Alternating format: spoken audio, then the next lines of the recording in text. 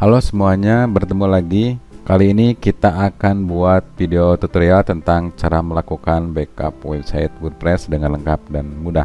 Untuk backup website WordPress, secara umum ada 3 cara, yaitu satu backup manual melalui cPanel, kedua backup manual melalui admin area tanpa cPanel menggunakan plugin, tapi ini sebenarnya bisa otomatis juga dengan plugin tertentu. Ketiganya backup otomatis dari cPanel, dalam artian backup ke server lain ataupun ke penyimpanan cloud. Yang poin 3 ini mungkin kita akan lewat karena ini biasanya minimal harus menggunakan VPS atau dedicated server. Oke, langsung saja kita akan bahas poin ke-1 dan poin kedua ini. Silakan login ke cPanel hosting Anda.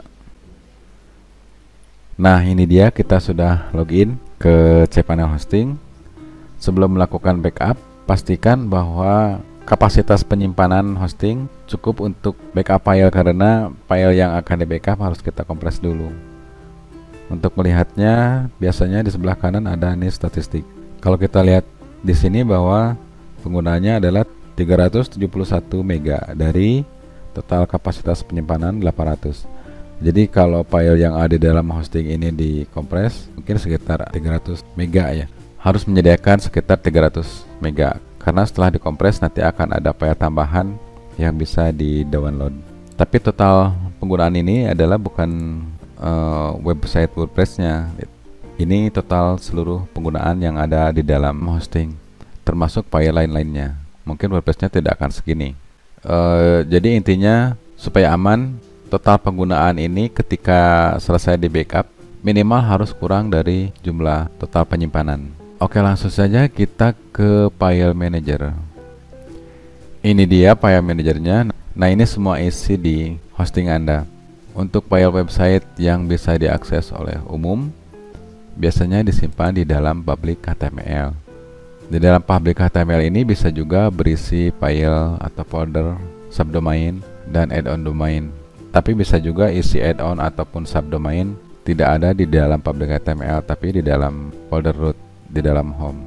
Kita anggap saja bahwa WordPress yang akan di backup itu ada di dalam public HTML. Dan ini public HTML ini kebetulan dalam video ini hanya berisi satu file WordPress. Jadi bisa dengan mudah kita backup.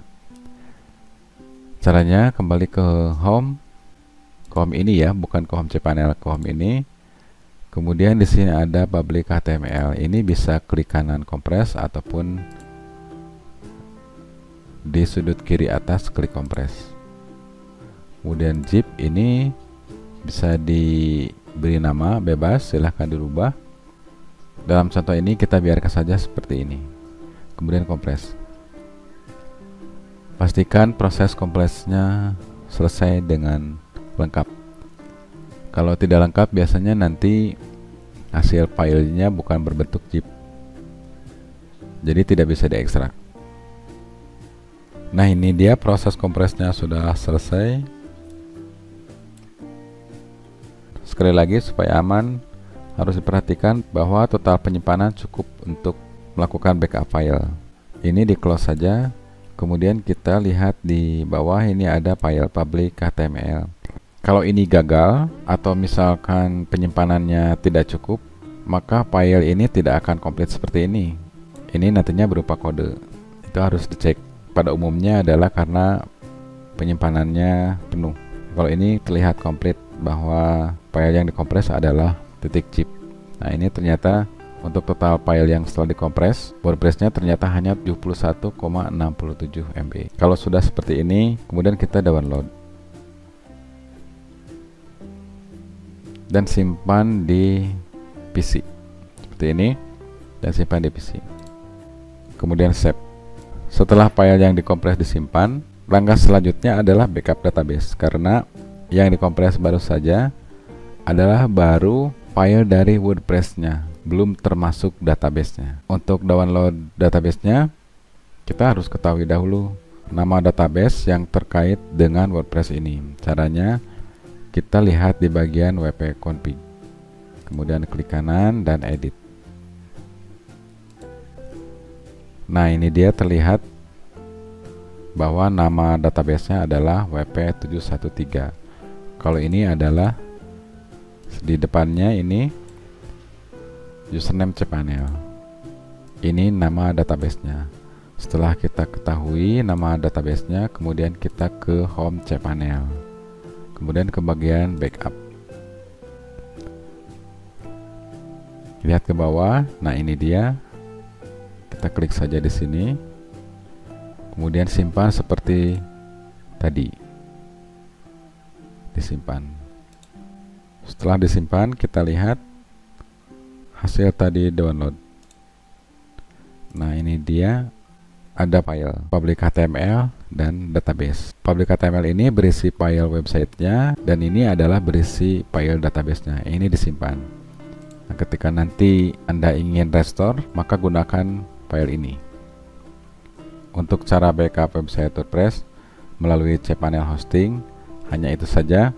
Jadi sangat simple, mudah, dan cepat. Oh iya, kalau tadi antara file websitenya dengan databasenya di backup secara terpisah. Nah, ada juga caranya supaya backup keseluruhan cPanel secara langsung. Caranya di dalam fitur backup ini, klik bagian download full account backup. Ini pilih home directory, kemudian isi alamat email Anda dan generate backup. Ketika ini diklik, nanti di sini akan ada pemberitahuan kalau backupnya sudah tersedia untuk di-download, dan hasil generate full backup ini akan muncul di sini di dalam home ini, nanti akan tertera di sini. Oke, berarti cara backup website WordPress melalui cPanel selesai. Kemudian kita gunakan cara kedua, yaitu backup melalui admin area tanpa cPanel. Kita langsung saja login ke dashboard adminnya. Ini dia, kita sudah login ke dashboard admin, kemudian ke plugin. Di sini kita tambah plugin baru. Kita ketik saja backup. Di sini banyak sekali plugin untuk melakukan backup, baik yang secara manual maupun otomatis. Ada juga yang berbayar, ada juga yang gratis. Dalam video ini kita akan gunakan plugin ini, Updraft Plus. Ini menjadi salah satu pilihan saya. Kenapa? Selama sekian tahun menggunakan WordPress dan melakukan berbagai hal di dalamnya termasuk backup, plugin ini cukup kompatibel di semua jenis server. Contohnya saja, misalkan ketika servernya menggunakan AWS ataupun Google Cloud, kemudian backup dan restore di server hosting biasa, ini masih tetap support. Maupun sebaliknya, karena terkadang dalam backup dan restore terjadi hal-hal di mana backup dalam satu server berhasil, tapi ketika di restore di server lain gagal. Nah, plugin ini menurut saya cukup bagus. Jadi antar server pun hasil backup dan restore-nya bisa digunakan dan diproses dengan normal. Oke, langsung saja install. Kemudian aktifkan. Lihat ke bawah. Ini dia sudah ada plugin Updraft Plus. Langsung saja ke bagian pengaturan. Di sini ada beberapa tab. Tab yang lainnya bisa dilewat. Ini langsung saja klik cadangkan sekarang. Seperti halnya tadi di cPanel, terdapat dua bagian, yaitu backup database-nya dan juga backup filenya. Kemudian cadangkan sekarang. Nah, ini dia berhasil di backup. Oh ya, ini juga sama seperti tadi di cPanel, bahwa sebelum melakukan backup pastikan dahulu kapasitas hostingnya memadai untuk file yang telah di backup. Selanjutnya lihat ke bawah. Nah, ini ada list existing backup. Jadi backup yang sudah ada yang baru saja dilakukan. Backup ini bisa Anda simpan saja di server seperti ini. Jadi nanti ketika ada error website bisa langsung dipulihkan. Tapi syaratnya Anda harus bisa login ke admin dashboard untuk memulihkan ini. Tapi jika Anda ingin memindahkan websitenya ke server lain, semuanya harus di backup ke PC terlebih dahulu. Saran terbaik adalah tidak hanya disimpan di server yang sudah ada, tapi silahkan simpan juga backupnya di lokal PC. Untuk melakukan download, kita tinggal klik di bagian-bagian ini. Kita klik database, maka dia mempersiapkan untuk di download. Download ke komputer, kemudian simpan. Setelah itu klik bagian plugin, kemudian download ke komputer, simpan, dan yang lainnya. Ini untuk folder temanya, download juga, simpan. Kemudian ini untuk folder file yang diupload. Biasanya gambar-gambar dimasuknya ke folder ini, folder upload. Simpan. Kemudian ini lainnya. Ini juga kita download dan simpan di komputer.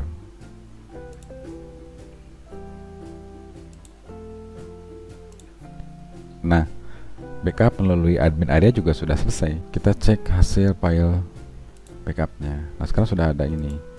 Ini tadi dua file ini adalah dengan cara backup langsung melalui cPanel Hosting.